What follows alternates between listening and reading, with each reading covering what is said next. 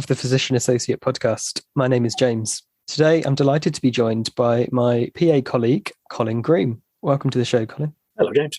Bumped into you in the hospital, in the corridors where we both work a few weeks ago, and managed to twist your arm to coming on to the podcast with me. Thank you so much for joining me. No, you're welcome. Do you want to tell us a little bit about yourself and your life before you were a physician associate? Yeah, so being a physician associate's very much a second career for me. So I started life as a scientist. I did a first degree in biotechnology at Leeds and stayed at Leeds for a PhD in X-ray crystallography. I then did a couple of postdocs, both in the UK and in New Zealand, before going to industry, where I joined Pfizer, working both in the UK and in the US.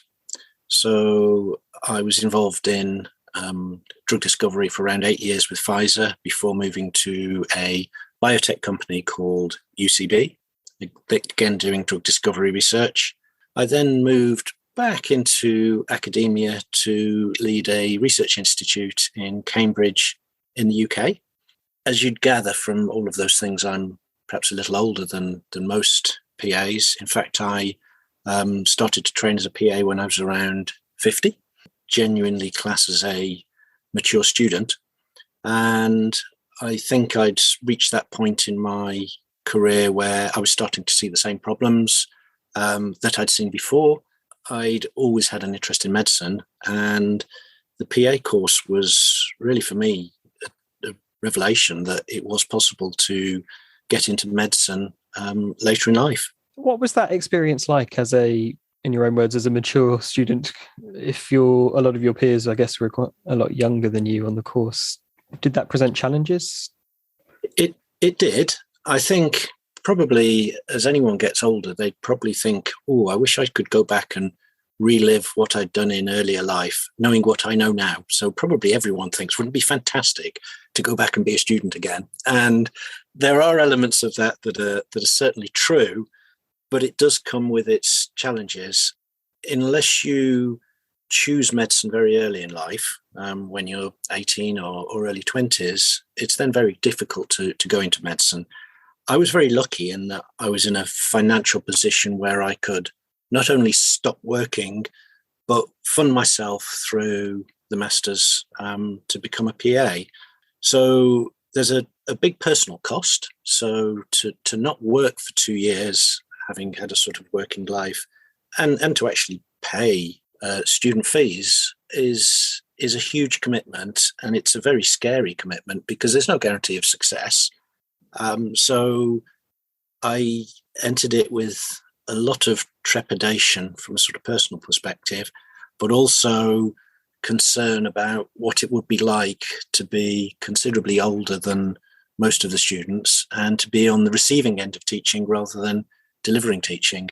I have to say, after the first few weeks, all of those concerns had gone. I absolutely loved it. I was with a fantastic cohort of students and the teaching was great. And I certainly felt I fitted in really well to the academic side of things. Are there any regrets around going and training to be a PA? Are you pleased that you made the decision to switch to becoming a PA? I am pleased. The philosophical way of answering that is, I think many people regret the things they don't do more than they regret the things that you do. And had I not trained as a PA, I would probably have spent the next 20 years thinking, I wish I'd have trained to become a PA. So there are some regrets. I certainly miss a number of aspects of my previous life and previous career, but I don't, as a whole, I certainly don't regret that decision. If anything, I regret not doing it earlier. However, at that time, the PA profession and PA training was nowhere near as well established as it is now. And I think the risk would have been very much higher. And I really do admire those people that have trained in the 5-10 years prior to me that have made my experience so much better and given me the confidence to actually do it. Absolutely. I recognise that. Those first trailblazing PAs back in the early sort of 2010s must have had no idea if they were ever going to get jobs and have a career that was going to last. No, and I think if I'd have been aware of physician associates as a profession back in 2010, I probably wouldn't have taken the plunge. Sometimes things just come right at the right moment, don't they? They all come together. They do. And I have to say, it took about 4 weeks from deciding to train as a PA to the course actually starting. I trained at Norwich Medical School at University of East Anglia. I think that's a little unusual in that the training there starts in January. And it was towards the end of the year that I thought, this is something I'd like to do. Before I knew it, Christmas was over and I was there at Norwich. So in many ways, I didn't have the time to have any second thoughts. So with that incredible academic background that you had, that all of that scientific knowledge, did you find the adjustment to learning the clinical stuff perhaps easier, or was it a challenge into the medical world? The practical clinical stuff was certainly a challenge. So I think I had a reasonable starting point for the theoretical aspects of the course, but things like clinical examination were completely new to me. I guess I was used to looking at data and numbers and understanding biology. I was used to talking to people in a sort of professional way. What I wasn't used to was examining and assessing people, and that was certainly a challenge. I think the other challenge that was perhaps fairly specific to me is, in being a little older, people often equate age with experience. And certainly when I first started dealing with patients and colleagues whilst on placement, many occasions they expected rather a lot of me, simply because I have some grey hairs. And I think had they appreciated that I'd really only been doing this for a few weeks, it might have been a little different. Bless you, yes. I suppose you don't look like the average fresh-faced, wet under the chin medical student stereotype. I'd love to look like that, but no, sadly those days are long gone. Was there a big adjustment for you coming out of what you were used to in the science world, the professional world of academia and research in that bubble, to coming into the NHS? Was there a bit of a culture shock? Yes, there was. No one goes into the NHS or I think into medicine expecting great pay and great conditions. And I was under no illusions as to what it would be like in the NHS. But when the reality actually hits you, it is a bit of an adjustment. So I'm used to carpeted offices, free parking at work. Of course, you get free coffee, very much having my own say as to how I spend my time. Whereas I think in healthcare, you're obviously there to work with patients and they're unpredictable by their very nature.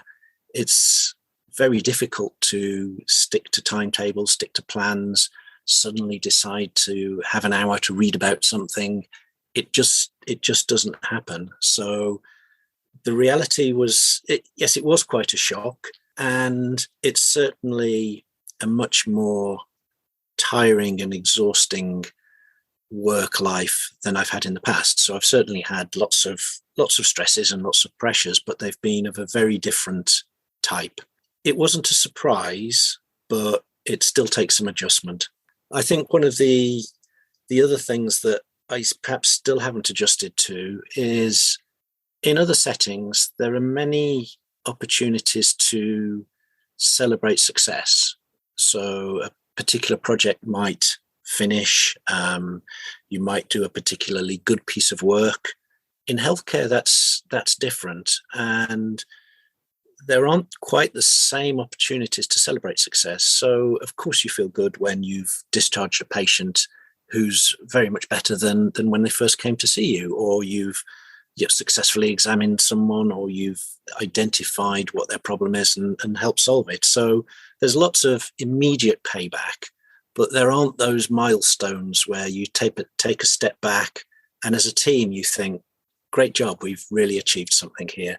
So I miss that periodic big reward. Very interesting thoughts there, and I could make a whole podcast episode, I think, on this. But shall we move on to explaining your role as a physician associate and what you do at the moment in oncology? Yes, so I'm in the Macmillan unit at the hospital, which deals with both oncology and haematology patients.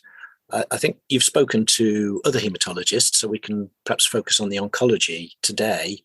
So there are a number of aspects to the role. We have an inpatient oncology ward. So, of course, part of the role involves ward work and helping our central doctors do the ward jobs, manage patients on the ward, do the various procedures and the like, and, of course, helping the nursing team. The other aspects of the role are perhaps a little different to some other secondary care jobs in that we have a chemotherapy unit and we also have an acute oncology service. And I think they're the two elements of the role that are really quite different to perhaps most other secondary care roles. Perfect. And as you mentioned, if anybody wants to hear an episode that I made with Jamie Saunders, who is now the faculty president, who is a PA in haematology, and hear more about his work in haematology, you can look for that previous episode on the feed. Colin, explain more about this niche, if you would, that you're carving out for yourself within the acute oncology service and the chemo service. There is certainly a very interesting and fulfilling role for a PA in oncology. So the kind of interesting aspects around the chemotherapy day unit, we have lots of processes that a patient goes through before they receive their chemotherapy. So, of course, they're reviewed by a consultant, cancer nurse specialists, and reviewed on the day by our chemotherapy nurses, our chemo givers. Their blood results are reviewed by the pharmacists. But nevertheless, when a patient presents on that day for their chemotherapy, there are occasions where they need a medical review there and then and a decision as to whether it's the right time for them to get their chemotherapy. One of the things that we often find is patients, of course, very much want their chemotherapy. So they will present even when they're a little too unwell to have chemotherapy at that point. So an element of the role is reviewing those patients and making a determination with the rest of the team as to whether on that day the right thing is for them to have their chemotherapy. As well as that, of course, some patients become unwell during their chemotherapy and they need medical help. So there's a really nice role to play within our chemotherapy day unit. We're very lucky in the hospital in that we have a really nicely integrated system where we have oncology clinics, an inpatient ward, a chemotherapy suite, and an acute oncology service, all co-located. So I'm able to move seamlessly between each of those roles. So that's the day unit. I think the other interesting aspect is our acute oncology service. So any oncology unit that provides chemotherapy and immunotherapy has to make provision for helping those patients who become unwell as a result of the treatment that we've given them. The most common presentation that we perhaps see is patients who become septic whilst they're neutropenic, either because of their underlying condition or because of the chemotherapy that we've given them. So we have an acute oncology service which has a 24-hour helpline number which deals with all sorts of oncology emergencies. And that's a fabulous part of the role. You really don't know which patients will come through the door and what problems they'll have. And regardless of what problems they have, they're all on a background of some sort of cancer. So they're very complex, very challenging patients. And it's a really, really rewarding experience to deal with them. But yeah, quite challenging. Yeah, I can imagine. The continuity of care is something that we always talk about often on this podcast, but in general terms amongst physician associates, the fact that we don't rotate and we stay in post, unlike our doctor colleagues who for their training move around and have new training experiences every few months and new hospitals every year. That continuity of care, the fact that you're there in the oncology team day in and day out, must be great for your patients to recognise a friendly face building up that relationship for you to know them when they're well and unwell and what works? It is. And I think, again, it's a little unusual in my role in that there's an element of the continuity of care because of our chemotherapy trained nurses and because of our cancer nurse specialists. So they do have those friendly faces amongst the nursing staff. But of course, amongst the medical team, they will come in and they'll see consultants periodically. Whereas, yes, I guess I'm the only medical face that they tend to see over a period of time. There's nothing nicer than when a patient comes in and asks to see you by name, although it's not always possible because of the way that we work. I think that in itself, the very fact someone asks to see you shows the benefit of a permanent member of the medical team being there and building those relationships. I guess at PA school, we don't necessarily train an awful lot in haematology or oncology, and we certainly don't go into the nitty-gritty of chemotherapy procedures and protocols and those kind of things. What was that like coming in as your first job as a PA into this specialty? How steep was that learning curve? So academically, I was very fortunate in that my PhD was actually on methotrexate, which is a commonly used anti-cancer agent. So I had a good understanding of chemotherapy and the basic principles of chemotherapy, and a reasonable understanding of immunotherapy as well, in a theoretical sense. But I'd never seen anyone on chemotherapy. I'd never seen anyone on immunotherapy. I'd never dealt with any of the clinical issues that they bring. And that was the steepest learning curve, was what the real life experience of being on chemotherapy is actually like. I think the other thing that was a really big challenge was understanding the goals of care for each of those individuals. So many of the patients do have what we'd bluntly describe as a terminal illness. They're not going to get better. Well, they may well get better, but very few of the patients are actually cured. So it's a different dynamic in understanding why we're caring for them and what they actually want from our care. And I think it took me a little while to understand how important it was to appreciate what their goals were from the treatments that we were providing. I understand the concepts of chemotherapy at an enzyme level, a cellular level, but by the time you get to tissues, organs, and then people, that was entirely new to me. And people are quite complex things. So I was okay on the theoretical aspects, but really had no understanding and no idea of what it was like to help someone with cancer, what it was like to receive chemotherapy. And that was the most challenging thing to get to grips with, really. Yes, I think I know what you're getting at there. Can be quite difficult to see the realities of treatment with patients, can't it?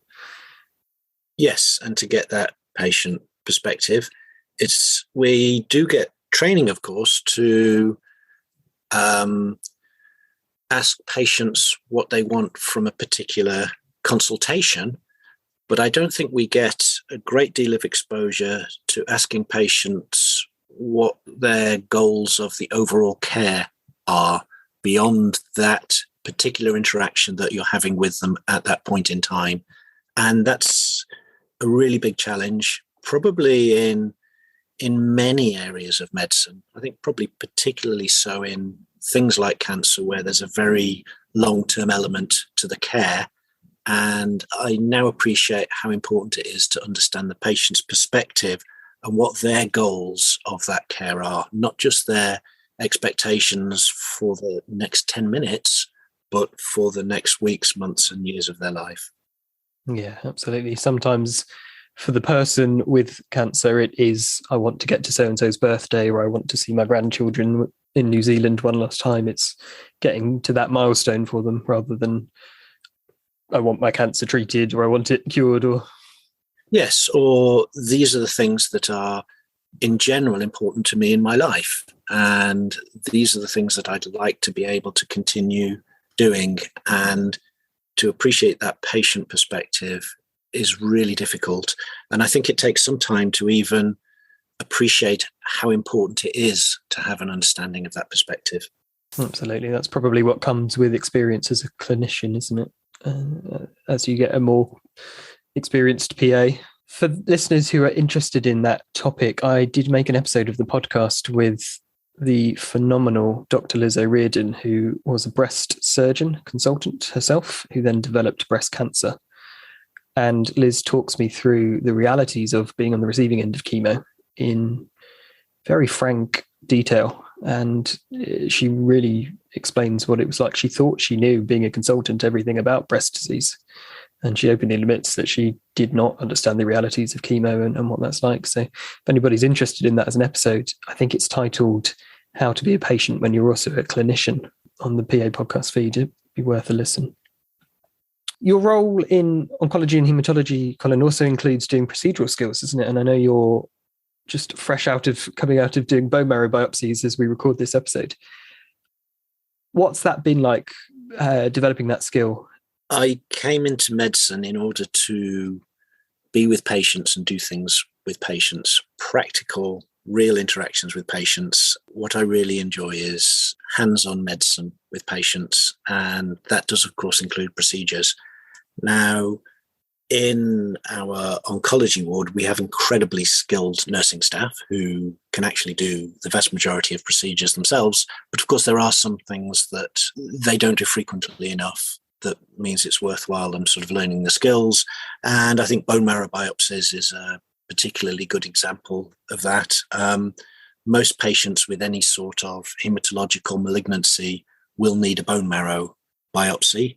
And that's a procedure that I really enjoy doing. So I now run the bone marrow biopsy list and thoroughly enjoy it. So I spent a good deal of time with the previous registrar to get to the position that when he'd moved on, I was able to take on that bone marrow list. I know that there's always someone around to help me if things get tricky, not necessarily in the same room, but elsewhere in the hospital. And I always know how to get hold of them. Their help is always really forthcoming, but it's really nice to have that independence to do those procedures yourself.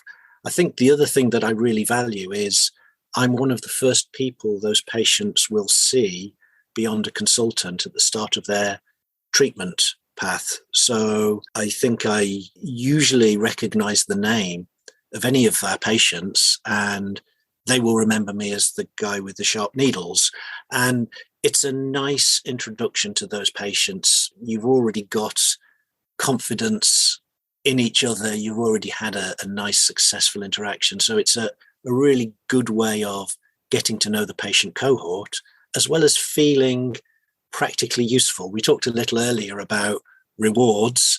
It's incredibly rewarding to take a really nice looking bone marrow trephine from a patient and think, yeah, that's just what we need for a diagnosis. So I do enjoy hands-on medicine. Sounds very interesting to be able to do these sort of advanced procedures like bone marrow biopsies. And I know other PAs are doing lumbar punctures and drains, taps, and all sorts of other procedures. It's not something that we're trained to do during PA school. It's not a skill that every PA will develop. But what was the process that you had to go through to become competent to satisfy your consultants that you were safe to do these bone marrow biopsies? Well, I think although we're not trained to do these specific procedures, we are trained to do procedures. And there's a commonality to all interventions and procedural interventions that we give, that we do with patients. So there's a foundation there on which we can build any particular technical skills. Now, in our hospital, we have a really nice physician associate policy, which details the levels at which any individual physician associate can do any particular procedure. And essentially that starts off with being able to observe a procedure and takes it all of the way through to be able to independently do a procedure without any support and anyone else on site. So I started off watching the procedures, then I would do some aspects of the procedure, then I would do all of the procedure while supervised.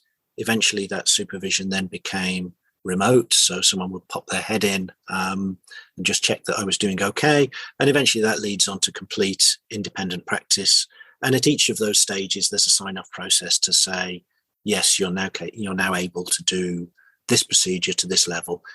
It's actually really helpful to have that policy because it forces good teaching, good practice, good observation, good sort of supervision practice. So as well as giving me good training, it ensures that right supervision is there. So it's worked really well for me, and I can see myself now starting to do other procedures and working through that same structure. This isn't dependent on regulation. This is purely dependent on hospital policy.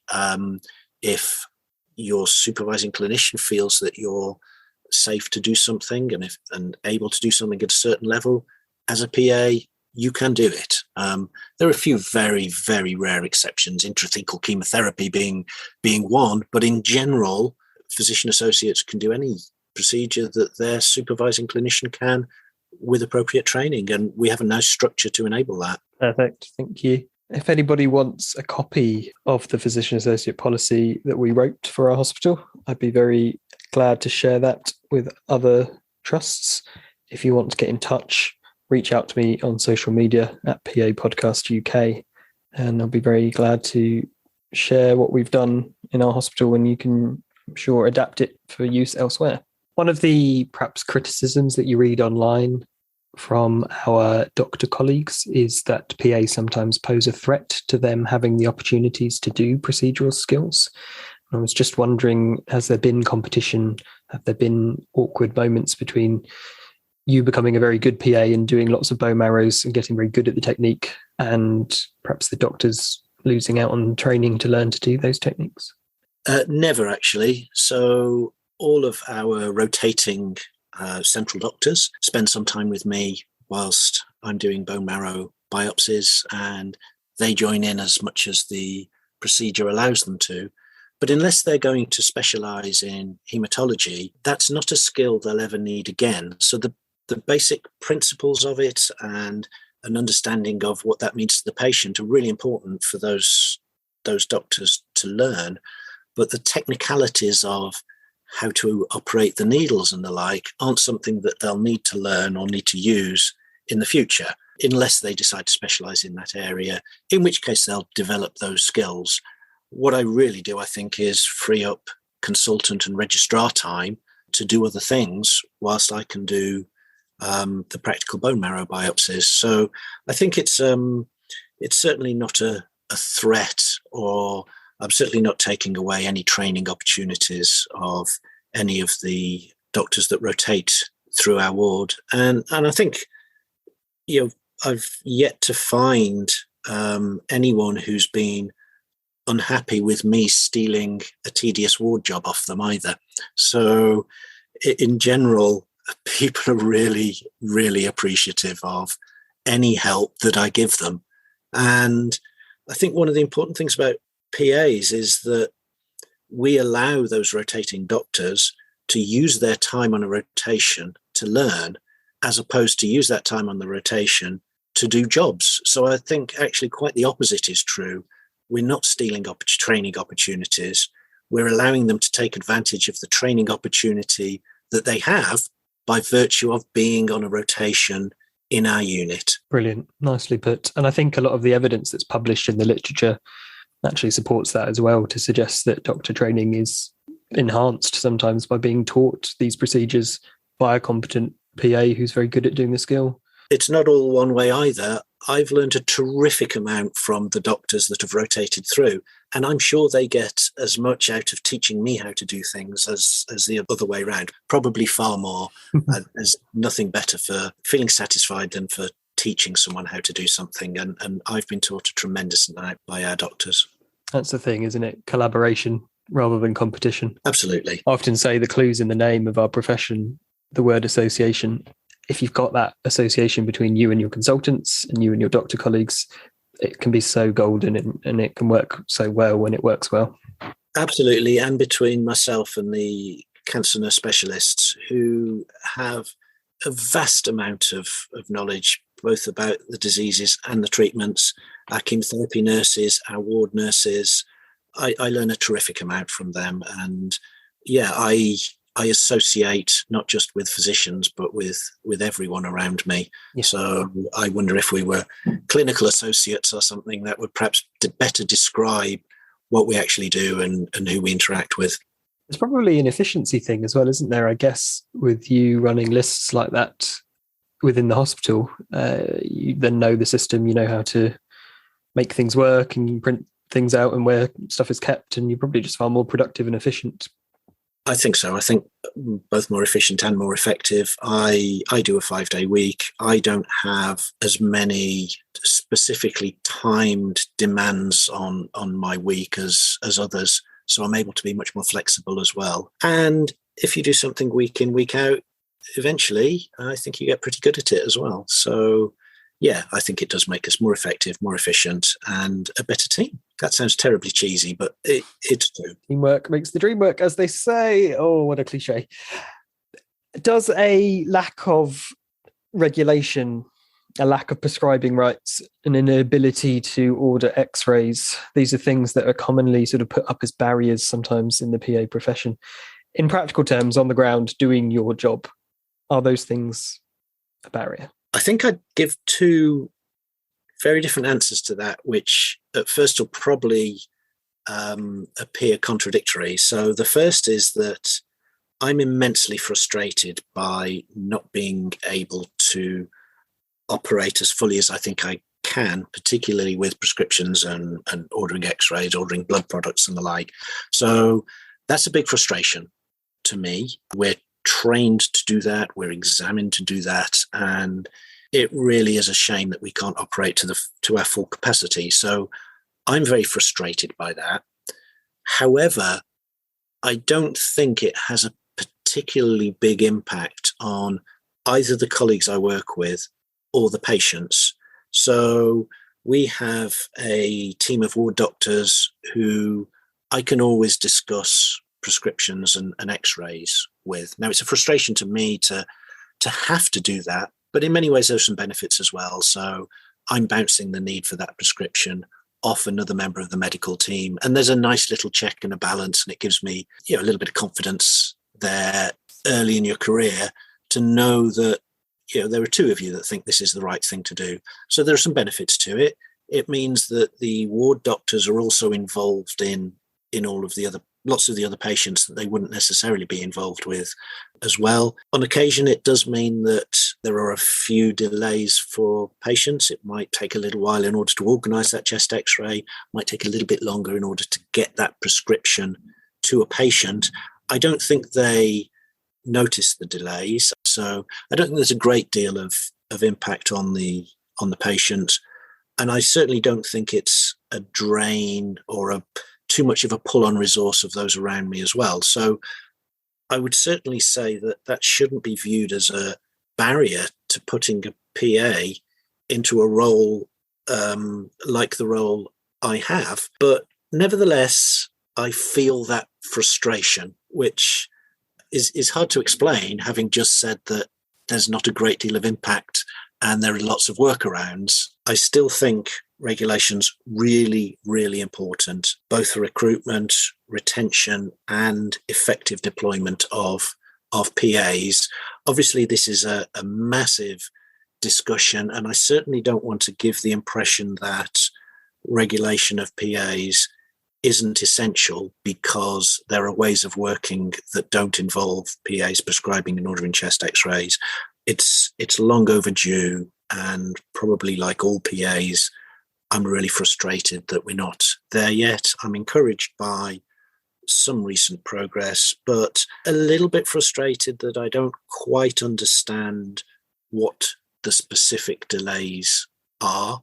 I think in industry and in large business, we have sort of concepts and we talk about things like stakeholder theory, where different people in different organizations have different agendas, and what matters to them as a person isn't necessarily what matters to their organization and isn't necessarily what matters to their ultimate customers.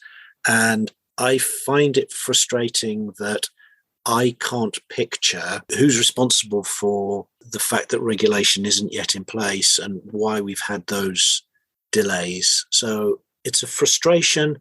It's not a barrier. It certainly shouldn't put anyone off employing PAs, but please, let's get it done. Absolutely. I imagine most people who listen to a podcast about physician associates will be aware, but perhaps it's worth just flagging at this point that we know that physician associates will become a regulated profession. It will be regulated by the General Medical Council, and we are expecting it now in 2024.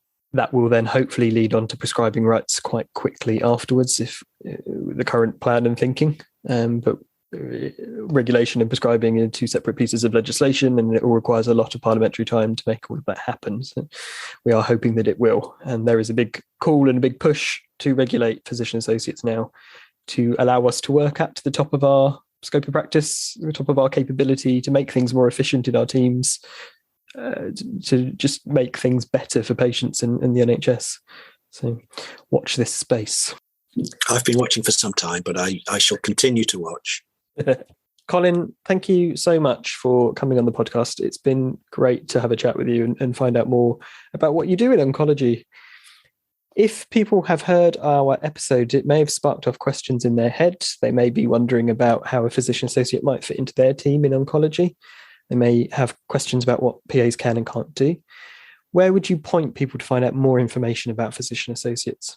Well, I guess we have the faculty of physician associates within the RCP, and they're always incredibly helpful. Our new president, of course, is a haematologist, and I'd certainly be very happy to talk to anyone. The response they'll get is that the most enjoyable role that any physician associate could have is working in oncology and haematology in a hospital. And actually, in my hospital, I have that role, but I'm sure there are other roles out there that come really close. It's a fantastic discipline to be a PA in. Brilliant. Thank you, Colin. I'll leave links to the faculty, to Jamie, as you mentioned, our new president, who is a very experienced haematology PA, so that people can get in touch through the faculty and to him there. And I'll leave your contact details as well in the show notes. So if people need to find those links, they can look on their device and look at the show notes to find out how to get in touch. Thank you so much for joining me on the podcast. You're very welcome. It's been fun. And thanks to you for listening as well. I hope that was a really interesting episode and useful for anybody who wants to find out more about physician associates in oncology. May have even inspired a few PA students, hopefully, to consider it as a specialty to go into. If you're a physician associate or a student out there, if you've got an interesting specialty that you work in or a cool story that you think would make an excellent episode of the PA podcast in the future, please get in touch with me. It'd be great to have you on the show. I'm on social media if you want to get in touch at PA Podcast UK. And I hope you'll join me again for the next episode. Welcome to the Physician Associate Podcast. Hello and welcome to this episode